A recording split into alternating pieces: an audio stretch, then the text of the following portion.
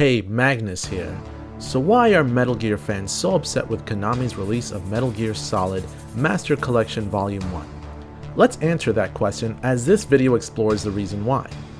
So what is Metal Gear Solid, first of all? The Metal Gear Solid franchise gained extreme popularity in the late 90s thanks to the release of the first Metal Gear Solid in 1998 on the original Sony PlayStation. This game was actually the third in the series, with two earlier installments released for the MSX a few years prior. The games themselves were considered graphical masterpieces at the time of their release.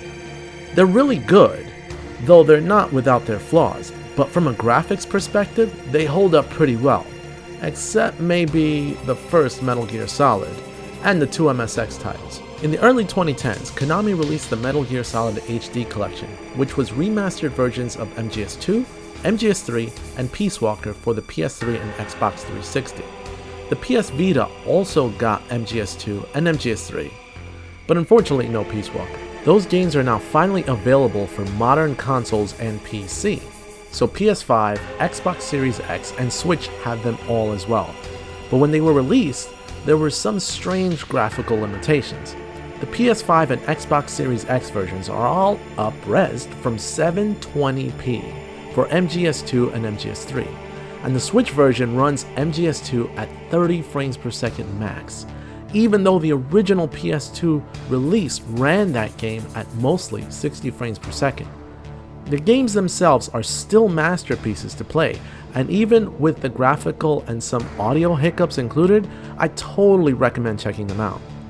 Now, Konami may have you believe that the graphical limitations were on purpose to preserve the original director's visionary intention, but we know this ain't true. Now, Konami may have you believe that the original graphical limitations were on purpose to preserve the original director's visionary intention, but we know this isn't true. They may have also used the excuse that it may have taken them too much work to add all of these enhancements, and that's definitely not true. I'm not saying they said this, but if they ever did say this, it would be a pure lie. To explore this, we're going to look at much older hardware and how the games ran on them. Let's start with the original Metal Gear Solid. We all know that the PC can emulate MGS1 and make it run on a 4K monitor beautifully. But let's actually go back in time to older hardware. I'm talking about the Sega Dreamcast.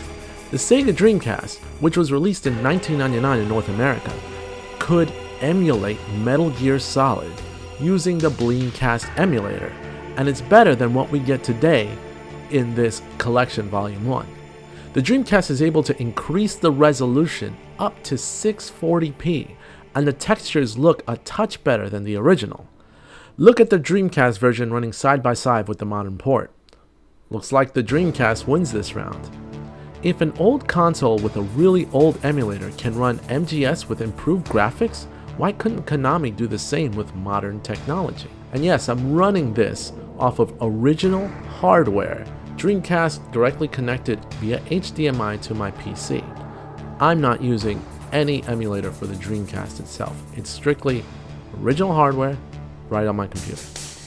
Moving on, let's go to MGS2. The old console we will look at today is a console that's also inferior to modern consoles. Specifically, we'll compare it to the Switch. Here we have MGS2 from the HD Collection running on the PlayStation Vita. Technically the Vita TV for this video, but it's essentially the same hardware as the Vita. This console was released back in February of 2012, 5 years before the release of the Nintendo Switch. But look at this. The PlayStation Vita version, which let me remind you is a portable system with less power than the Switch, could run MGS2 at 60 frames per second in many of the indoor areas. The Switch doesn't do this. With that being said, we have now seen two of the three versions of the MGS 3D games offered in the collection that run better on old hardware.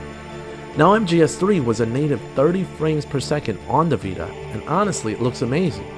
Digital Foundry did a great in-depth job at analyzing the different ports of the game, so you can go check out that video for other versions compared. But after looking at this, what's the argument and what's my point?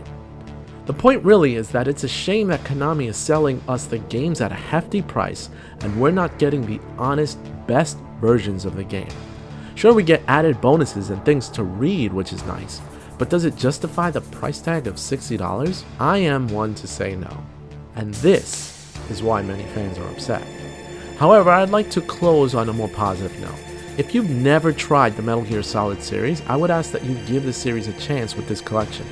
I will forever be a fan of the MGS series, and though Konami may not have the best reputation, I believe these games will forever prove their value, no matter how often Konami may mess it up. Anyway, that's all I've got to say, and please leave a like if you made it to the end, and throw in a comment regarding your appreciation for the Metal Gear franchise. I'd love to read what you have to say. As always, you can make my day if you subscribe today. This is Magnus, and I'm out. See you guys later.